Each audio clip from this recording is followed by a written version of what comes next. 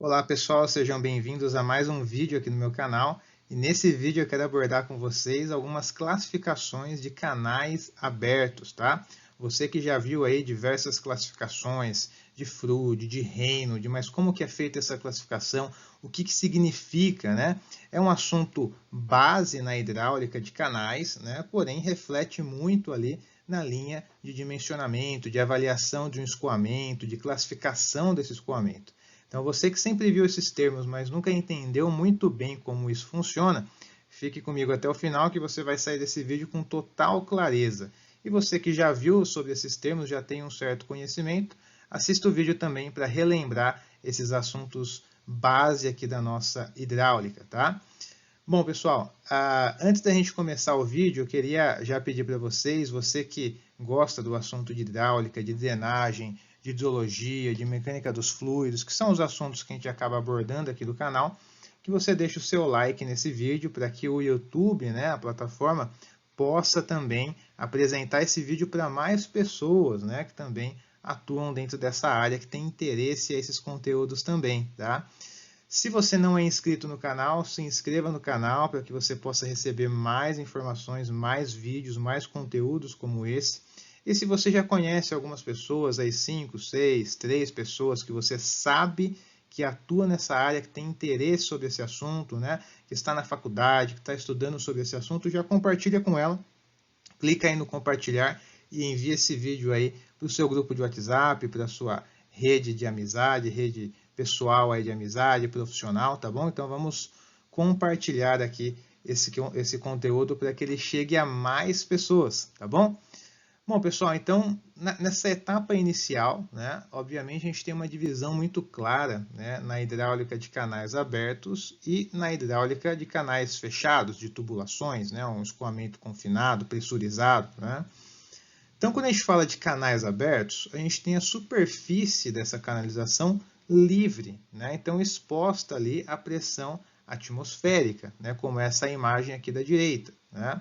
Nas tubulações confinadas, pressurizadas, a gente tem a presença ali da pressão da água, né? Então esse escoamento não tem espaço para a pressão atmosférica e nós temos aqui a pressão da água exercendo ali, né, o seu esforço, a sua atuação ao longo desse escoamento.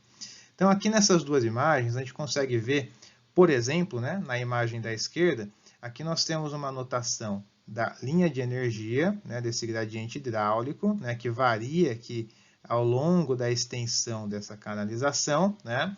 Como nós temos uma redução dessa energia, nós temos uma perda de carga, que está anotada aqui em cima também. Nós temos uma lâmina d'água inicial, o Y1, e temos uma lâmina d'água final, que é o Y2, e temos uma referência também, que seria o Z, né? No caso o Z1, e aqui atrás também o Z2, em relação a um nível de referência, né, igualitário para as duas seções, 3, 4, 5 seções ao longo da sua canalização fechada. Tá? Da mesma forma, não muito distinto, acontece também para os canais abertos. Então, na imagem da direita, nós temos também aqui a linha de energia, né? Tanto na seção 1 como na seção 2. Como tem uma redução dessa linha de energia, ocorre uma perda de carga ao longo da extensão da sua canalização. Lembrando que agora essa face aqui ela está exposta, submetida à pressão atmosférica, visto que é uma seção de canal aberto, né? Então aqui tem uma exposição à pressão atmosférica.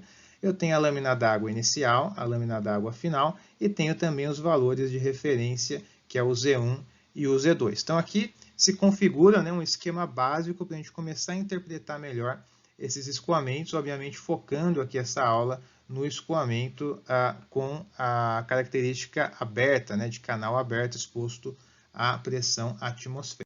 Bom, primeiro ponto, pessoal, quando você compara um escoamento fechado, pressurizado, com um escoamento aberto, né, muitos profissionais, inclusive Ventechou, no livro dele de canais abertos, né, que é uma grande referência para todos nós que atuamos na área de engenharia, hidráulica, hidrodinâmica, etc., ele mesmo já diz, né, que é uma área um pouco mais complexa de ser trabalhado, né, não é menosprezando a área de canalização fechada, pressurizada. Pelo contrário, também existem muitas dificuldades, né? E é um cenário distinto àquilo que nós vamos abordar hoje, mas dentro da área de canais abertos, existe ali algumas variáveis, algumas coisas que podem acontecer que podem deixar o nosso problema, né, o estudo que nós estamos desenvolvendo, mais fácil ou mais difícil, né? Então, por exemplo, a lâmina num canal aberto, num escoamento de um rio, de um canal, de um córrego, que seja, ela pode variar em função do tempo. Tá? Então, essa é uma variação que pode acontecer simplesmente pela função do tempo. Né? Então, eu posso ir lá numa canalização hoje, numa estaca X, medir o nível d'água, ela está com 2 metros de nível d'água. Posso voltar amanhã, vai estar com 1,5. Posso voltar depois de 3 dias, vai estar com 2,5. Então, dependendo, né, da carga, da vazão que a bacia está alimentando o meu canal, né, isso pode fazer com que a lâmina d'água varie na mesma estaca, na mesma ascensão, em função do tempo, simplesmente. Né? Então, essa é uma mudança que acaba acontecendo nos canais abertos, que pode dificultar ali a nossa avaliação desse tipo de escoamento. Bom, além de mudar essa lâmina, né, além de mudar esse nível d'água em função do tempo, ele também pode ser distinto em função do espaço, da extensão do seu escoamento, né, do seu córrego, do seu canal, que seja. Né? Então, pode ser que a montante eu tenha uma declividade mais acentuada, isso me gera uma lâmina d'água menor, e a jusante do meu canal, onde eu já tenho uma declividade menor, isso me gera uma lâmina d'água maior. Ou pode ser que eu tenha um estrangulamento devido à presença de uma ponte ao longo da extensão do canal, ou pode ser que eu tenha uma soleira, que seja. Né? Então, essas mudanças de lâmina d'água ao longo da extensão de uma canalização aberta é bastante comum na engenharia, e isso também pode resultar numa dificuldade maior para ser analisado esse escoamento. Né? Bom, outras variáveis, vazão, né, pode ser alterada em função do tempo também, em função das chuvas, obviamente, né, numa grande bacia que contribui para uma canalização, para um talveg. A declividade dessa canalização, como eu disse, né, declividades menores tendem a gerar níveis de água maior, né, do que uma declividade mais acentuada, o escoamento fica mais veloz e o nível d'água baixa. Então, são variáveis independentes, né? Independentes ali da hidráulica da coisa, né? Isso pode acontecer em qualquer cenário, de canal, de córrego, de rio que chega no mar. Então, são variáveis que independem ali da análise básica da hidráulica. Isso pode acontecer no nosso dia a dia, nos problemas que a gente vai a buscar uma solução, né? Que a gente vai estudar relacionado a esse problema. Bom, geometrias mais complexas também, né, visto que as seções fechadas normalmente trabalham com uma seção circular, né, tubulações. Né, então, 90% dos casos vai ser trabalhado com tubulações. Né, então, você já tem uma seção já bastante conhecida, bastante regularizada. Né, você tem um diâmetro interno, diâmetro externo, você tem a rugosidade do material de uma forma assim, bastante controlada. Né. Dentro da hidráulica de canais abertos, você não tem muito isso. Né? Então, você pode pegar uma canalização já executada com uma seção retangular, com alguns materiais, né, que representam ali algumas rugosidades. Pode ser que você pegue um caso de um curso d'água natural, onde a cada metro de seção transversal a geometria muda. Né? Isso também pode ser mais complexo ainda quando é um curso d'água que sofre com um processo, né, de transporte de sedimento, ora chega sedimento, ora vai embora sedimento. Então, você tem essa mudança na batimetria da seção. Então, geometrias bastante complexas quando comparado com canalização fechada numa tubulação, né, que é bastante conhecido essas dimensões. As rugosidades, né, pode ser que você trabalhe com um material que possui uma rugosidade hoje, e depois de um tempo essa rugosidade também vá se alterando. Né? Então, se você trabalha com material onde a vegetação possa crescer no meio do material, como um enrocamento, um gabião, pode ser que a rugosidade se altere ao longo do tempo. Né? Se você trabalha com um material de aço, ele começa a sofrer algum tipo, né, uma tubulação, por exemplo, de aço e sofre algum tipo de degradação ali no aço, né, ela também pode mudar a rugosidade. Então, são cenários que também tendem a deixar mais complexo o problema dos canais abertos. Né? E aí, pessoal, a gente vai numa lista extensa, não quero gastar muito tempo nisso, mas só para mostrar para vocês um pouco da diferença que nós temos dentro da canalização fechada para os canais abertos e as variáveis aqui que nós temos muitas vezes nos problemas do nosso dia a dia. Bom, só um parênteses aqui rápido, né? Peguei essa imagem aqui do Semasa, né, de Minas. É o seguinte, não é que a seção é circular que ela vai ser pressurizada, né? Não é que a seção é circular que ela vai estar exposta somente à pressão de água, não. Você pode ter seções circulares também, como drenagem aqui pluvial, que são calculadas, né, como canais de superfície livre também, porque você tem a presença da pressão atmosférica ali também, né? Então não é uma tubulação cheia de água, né? Você tem uma parcela de água, uma parcela de ar. Então, nesses casos também, você tem uma seção circular, porém, o passo a passo de dimensionamento, de verificação e classificação se enquadra dentro do guarda-chuva, né, de canais abertos, né? Então, não caiam naquela pegadinha, é seção fechada, né? Seção circular, então é seção pressurizada. Não é sempre assim, tá? Então, em diversas áreas aí, esse tipo de tubulação pode se trabalhar também como canal aberto, né? Bom, então nós temos aí as classificações. O primeiro passo aqui da classificação, pessoal, seria em relação à questão de escoamento permanente ou não permanente, tá? Então, quando nós temos um escoamento permanente, a profundidade, né, dessa lâmina d'água, né, ela não muda em função do tempo, tá? Então, aquele exemplo que eu dei no começo. Eu vou num curso d'água perto da minha casa, né, eu faço um marco ali na seção, né, onde eu vou fazer a medição do nível d'água. Eu faço a medição do nível d'água, deu 2 metros de lâmina d'água. Ok. Aí eu volto amanhã no mesmo canal, no mesmo córrego, né, no mesmo ponto onde eu fiz a medição, faço a medição, 2 metros de lâmina d'água. Ok. Volto depois semana que vem, 2 metros. Depois de um ano, 2 metros. Depois 3 anos. Ou seja, a lâmina d'água, naquela seção específica, ela não muda em função do tempo. Tá? Não tem alteração da lâmina d'água em função do tempo. Isso caracteriza um escoamento permanente, tá? Permanente, ou seja, a lâmina naquela seção ela é permanente, ela não varia em função do tempo, tá?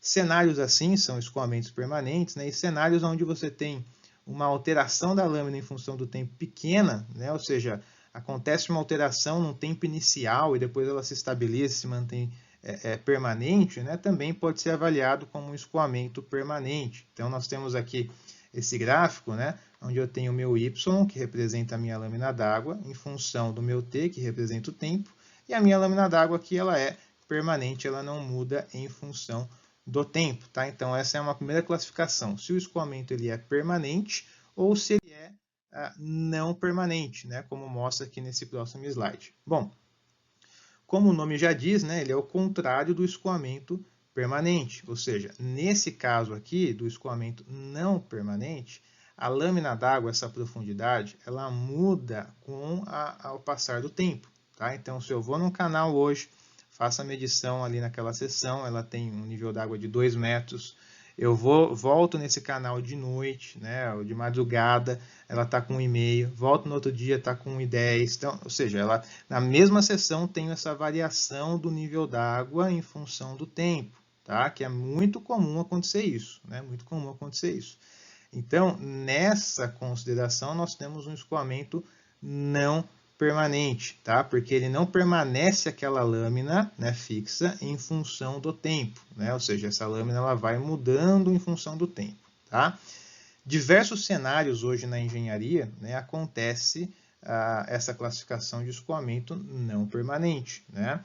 Então, você tem aí ondas de cheia sendo propagadas, né, numa canalização, por exemplo, né? Imagine que você tem um curso d'água e você tem uma ruptura de uma barragem a montante, vem aquela onda de cheia e ela se propaga por esse curso d'água. Se eu for avaliar uma única seção fixa, né, ela vai ter um nível d'água, passou a onda de cheia, ela aumenta o nível d'água, depois ela diminui, né, para o nível d'água inicial. Então, ela mudou esse nível d'água em função do tempo, né, mantendo uma seção fixa e ela muda em função do tempo. Então, aí nós temos um escoamento não permanente, tá? Então, primeira classificação, se o escoamento ele é permanente ou não permanente, certo?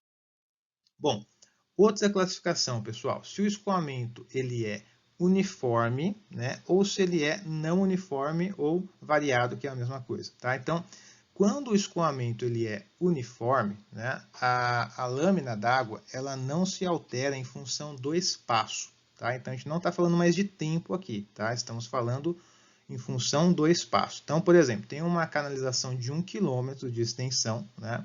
E se eu faço a medição dessa canalização no nível d'água, na estaca 0, 1, 2, 3, até a última estaca, eu percebo que todas as estacas apresentam a mesma lâmina d'água, né? Ou seja, 2 metros de nível d'água, 1,5 metro que seja, né? Então, eu não tenho essa variação da lâmina ao longo da canalização. É uma lâmina fixa ao longo da canalização.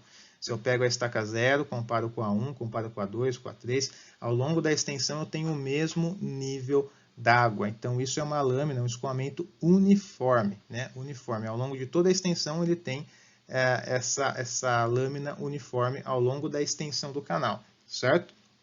Bom, agora você vai juntar, a gente vai juntar essas classificações do uniforme e do permanente. Então, quando eu tenho um escoamento permanente, a gente já viu que a lâmina d'água não muda em função do tempo, tá? Ela é permanente. Quando eu tenho um escoamento permanente uniforme, ela não muda em função do tempo e ela não muda em função da extensão, né? Então, fica uma lâmina realmente engessada ali, né? Na mesma seção ela não muda e ao longo das sessões também ela não muda, né? Sempre a mesma lâmina, né? Esse tipo de escoamento, pessoal, é bastante utilizado hoje na hidráulica para pré-dimensionamento, até mesmo para dimensionamento de estruturas, né? Porque ele é uma simplificação, né? Um escoamento mais simples de ser avaliado. Se eu não tenho variação em função do tempo, é sempre a mesma lâmina naquela seção, e ao longo da extensão também não tenho variação, que é uma lâmina uniforme, né? Eu posso fazer um cálculo mais simplório, digamos assim, e avaliar aquela geometria, porque é um cenário mais simplificado, né? Na verdade, na prática, isso é muito difícil de acontecer, né? Um escoamento permanente, que não varia em função do tempo, e uniforme, que não varia em função da extensão, né? Porque você controlar isso na prática é muito difícil, né? É raro de acontecer. É mais comum se você faz um canal de laboratório, onde você tem total controle das variáveis, das condições de contorno, né? Então você consegue até reproduzir um escoamento dessa forma. Mas na prática, nas obras, isso é difícil de acontecer, né? Porém, a gente sabe que é bastante utilizada essa classificação e os métodos, né, são aplicados dentro dessa classificação, muitas vezes até para você ter um pré-dimensionamento, né, para você ter uma noção, né, do que você vai encontrar pela frente, né, é utilizado muitas vezes dentro dessa classificação, certo? Bom, agora o escoamento permanente, né, que não varia em função do tempo na mesma seção, porém não uniforme, né, ou seja, variável, né? O que acontece? Imagine que você tem uma canalização que lá na frente você tem uma soleira, né? Então você tem um nível d'água no começo, quando começa a chegar perto da soleira vai aumentando o nível d'água e depois ele diminui com a queda da soleira, né? Ou seja, na mesma seção, né, se eu pegar a mesma seção, eu vou ver que a lâmina continua constante, continua ali permanente. Porém, ao longo do meu canal, como tem a variação da soleira e tudo mais, ela não é uniforme, né? Porque chega próximo da soleira, ela aumenta, depois a soleira diminui, né? Então, o permanente não uniforme seria esse cenário, como se fosse uma foto desse cenário, né? Então, no começo tem uma lâmina, no final tem uma outra lâmina, porém ela não varia em função do tempo, né? Então, nesse caso, é um cenário bastante difícil de acontecer também, né? Porque se eu tenho essa variação ao longo da extensão, que gera uma lâmina não uniforme, né? Muito provavelmente essa lâmina também não vai ser permanente, ela também varia em função do tempo. Então, existe essa classificação permanente não uniforme? Existe, mas ela é muito rara, né? Quase impossível de acontecer. Tá?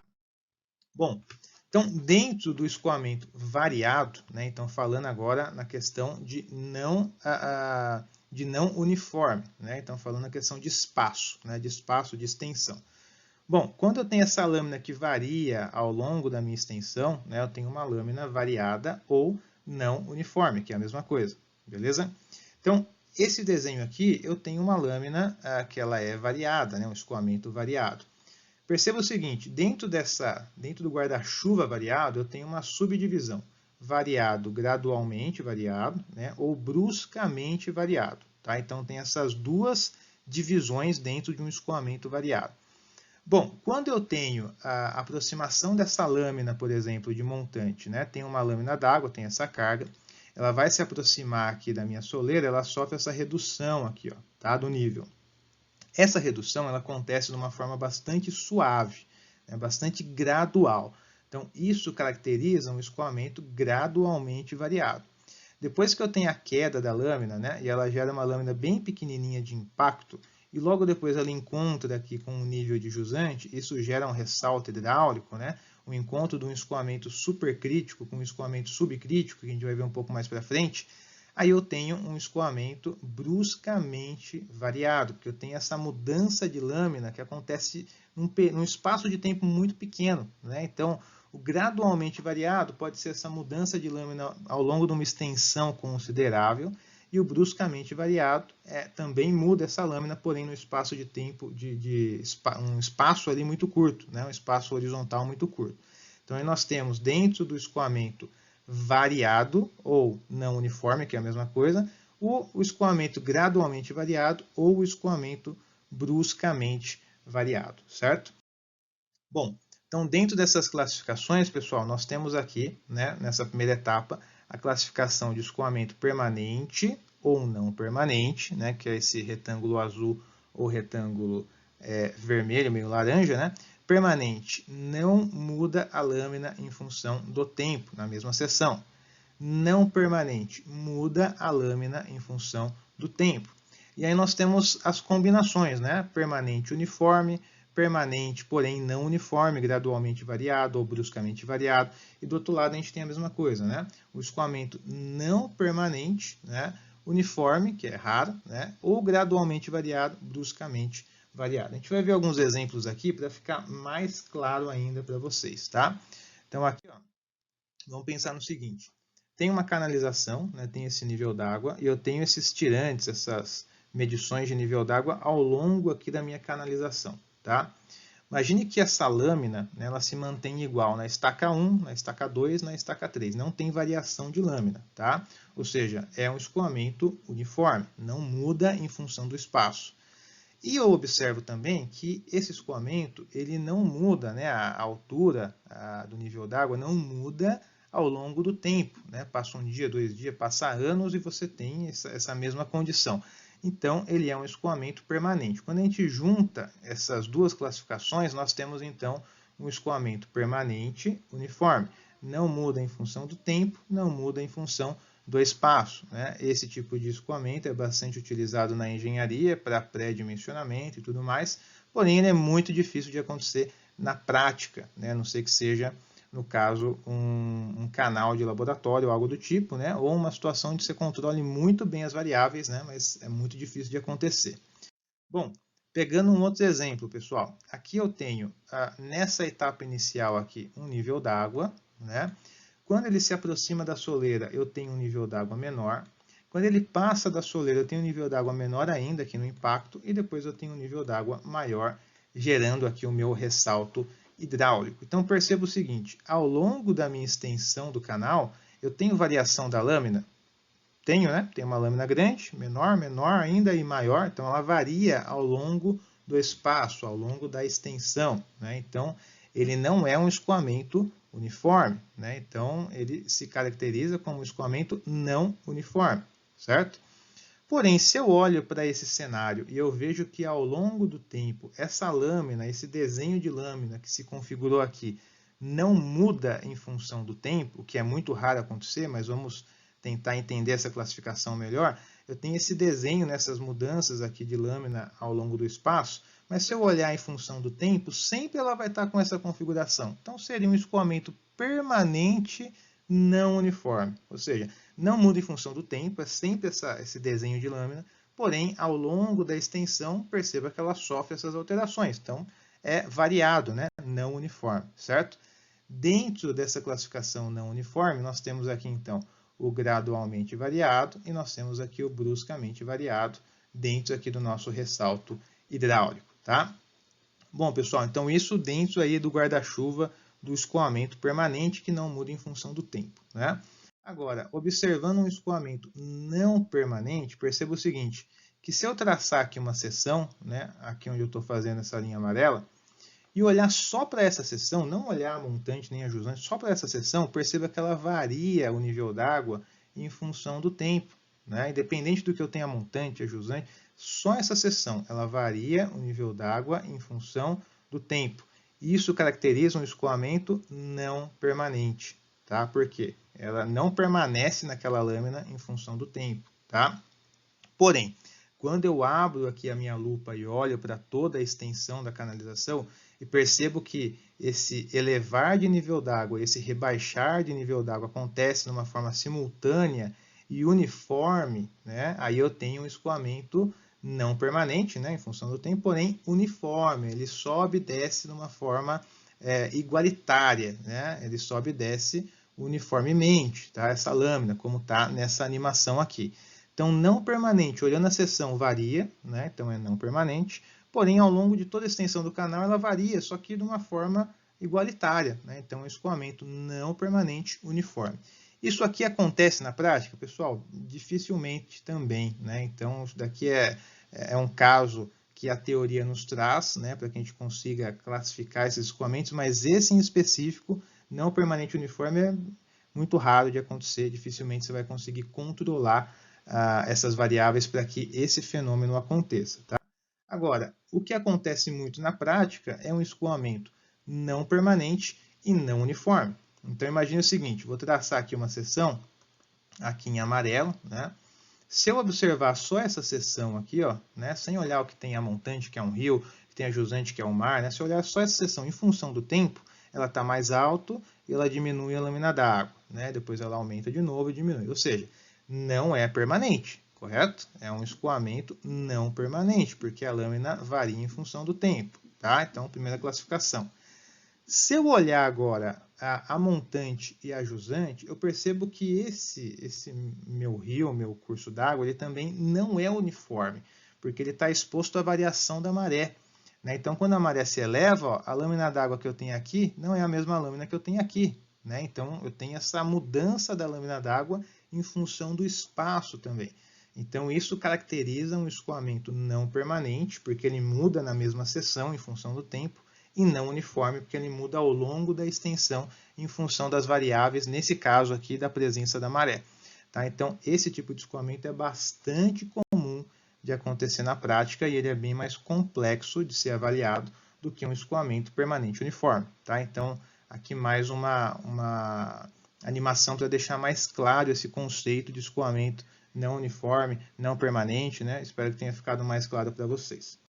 Bom, pessoal, entrando agora nas forças que governam, né, o escoamento, a gente tem uma divisão muito clara, né, das forças viscosas e das forças gravitacionais. Então, quando a gente fala das forças viscosas, a gente vai falar de viscosidade. Essa imagem que está aparecendo aqui para vocês é uma imagem, né, que se assemelha ali a um ensaio que foi desenvolvido por Reynolds. Né? Então, esse ensaio desenvolvido por Reynolds foi basicamente colocar ali uma linha com um corante, com uma tinta, dentro de um escoamento ali com uma seção circular de acrílico, né? Ele colocou tudo isso dentro ainda de um tanque, né, de água, né, para você não ter nenhuma variação ao longo da extensão do canal, da tubulação, mas simplificando para a gente entender, você tem a saída dessa tinta e um escoamento levando essa tinta da esquerda para a direita, né? Quando eu tenho esse filete de tinta sendo escoado para a direita com uma linha quase que reta ali, né? Isso caracteriza um escoamento, né? Olhando no ponto de vista de viscosidade, um escoamento laminar, tá? Laminar. Ou seja, as partículas ali da tinta, elas são transportadas, né, de uma forma bastante suave, quase que linear mesmo, né? Como se fosse linhas de correntes assim bem definidas, né? Você tem uma linha de corrente bem definida e uma camada, uma linha sobre a outra, né? Bastante organizado, né? Como se fosse um deslizamento mesmo dessas linhas para jusante, tá? Então aí nós temos essa classificação do escoamento laminar nessa condição, tá?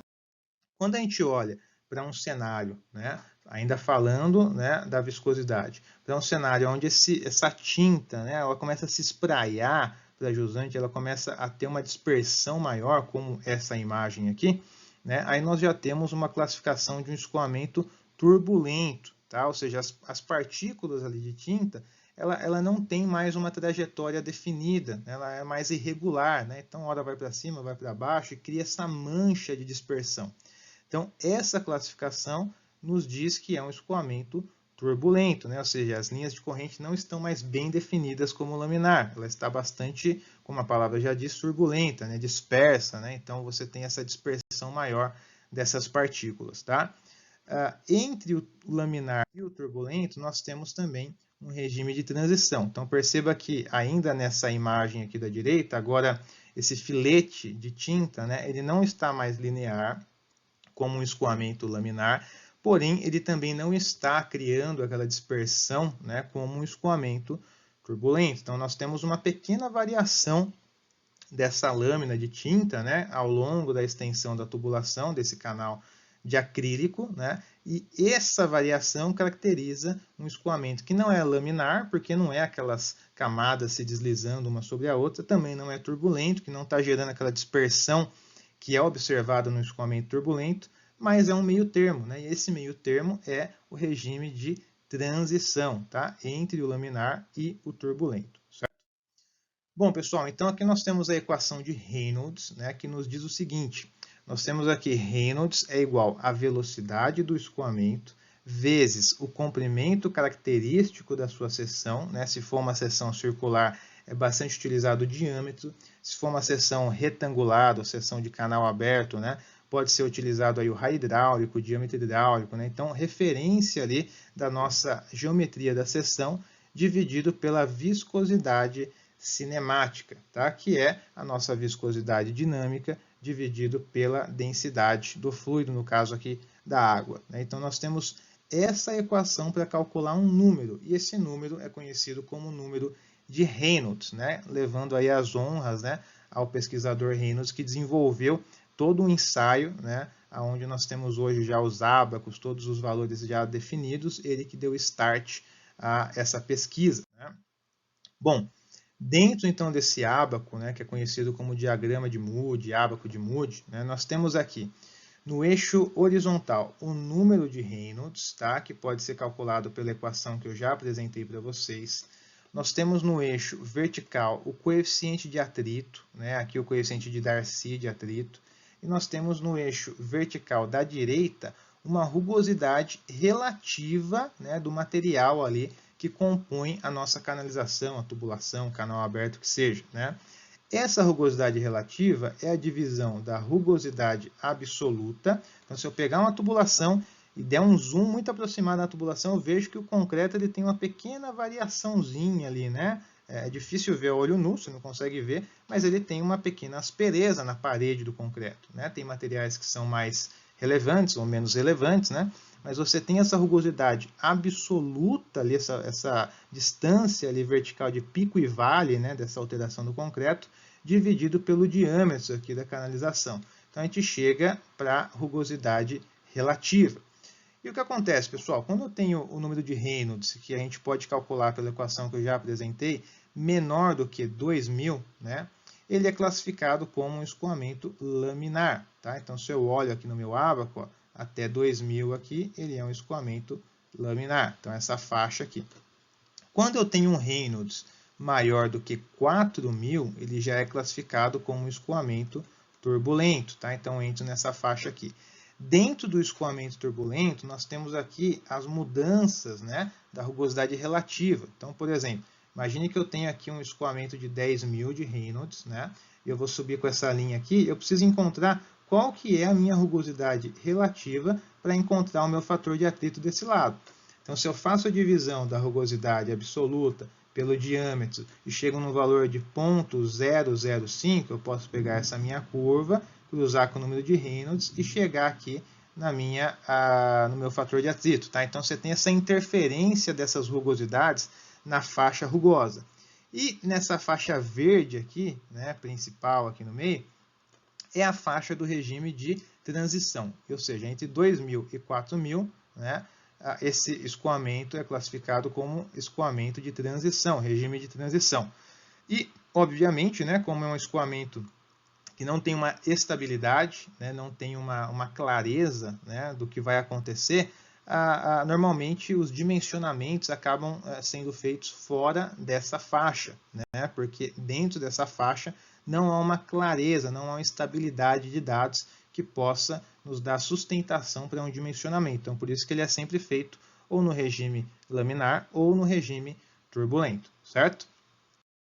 Bom, pessoal, agora falando do outro braço de forças, né, que governa ali o escoamento também, que são as forças gravitacionais. Falando das forças gravitacionais, não tem como falar do número de Froude, que ele é bastante conhecido, né, que é basicamente a relação das forças inerciais, baseado na velocidade, dividido pelas forças gravitacionais. Então, pegando a equação de Froude, nós temos esse cenário aqui. F, que representa a Froude, é igual a velocidade, né, dividido pela raiz quadrada da aceleração gravitacional vezes o comprimento característico, né?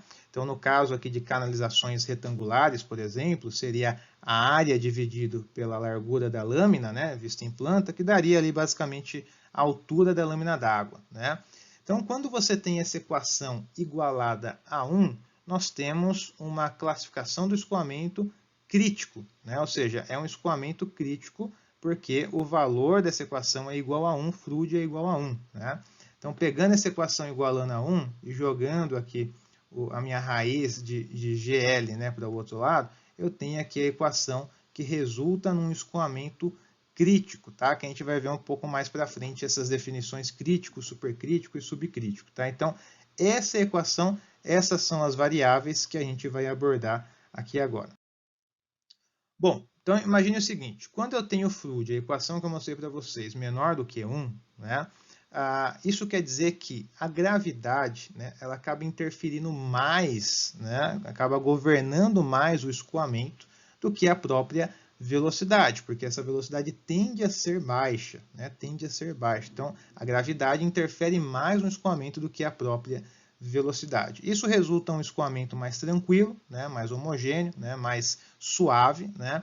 E um exemplo, né, que até no meu mestrado um professor passou, isso ficou marcado para mim, assim, ficou, trouxe mais clareza, imagine que você tem um escoamento subcrítico, ou seja, o Froude menor do que 1, né, acontecendo na sua frente. Você pega uma pedra e você joga essa pedra no escoamento, né? Obviamente a pedra ela vai entrar na água, ela vai gerar aquelas ondulaçõezinhas, né? Quando você joga uma pedra na água. Essa ondulação, né, ela pode acontecer para montante, tá? Porque o escoamento ele é subcrítico, né? Ele é subcrítico e a gravidade tem mais interferência. Então, essas ondulações aqui da onda, ela pode acontecer para montante do escoamento também no sentido de montante. Quando você tem um escoamento supercrítico, ou seja, o Froude é maior do que 1, né? E você joga essa pedra também no escoamento, essa onda ela não se propaga para montante, porque a força inercial da velocidade é maior do que a gravitacional, então ela vai levar tudo para jusante, né? Isso resulta numa velocidade maior e um escoamento mais torrencial, né? Então a gente consegue ver assim fisicamente a diferença dessas duas classificações, subcrítico e supercrítico, e você pode fazer esse teste da pedra, né? Se você joga a pedra, gera ondulação para montante. Subcrítico, provavelmente, se você joga a pedra e não gera essa ondulação para montante, né, você tem um escoamento com uma velocidade maior, mais torrencial, provavelmente ali as forças inerciais elas são dominantes, né, e o seu escoamento vai ser supercrítico, correto? Bom, pessoal, então um resumo geral aqui dessa aula é que nós temos diversas classificações desses escoamentos de canais abertos. Né? Então, quando você olha para a esfera tempo, função tempo, você tem a classificação de permanente, escoamento permanente, ou escoamento não permanente. Né? Ele muda ou não a lâmina d'água em função do tempo somente. Tá?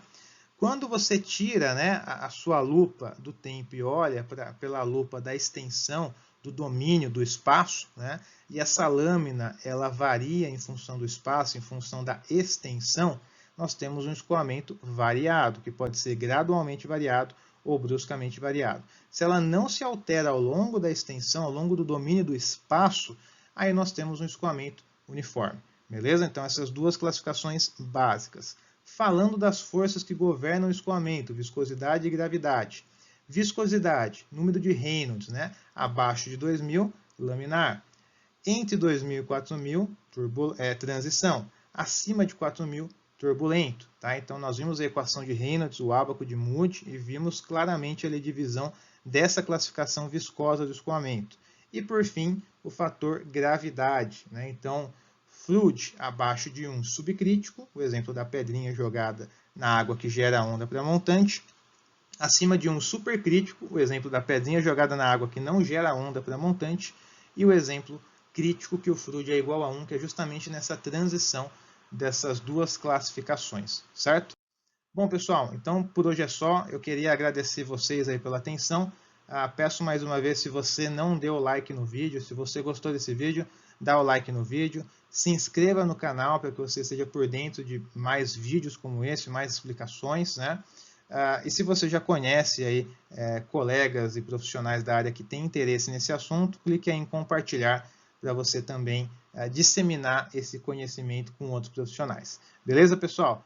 Grande abraço, então, e até a próxima.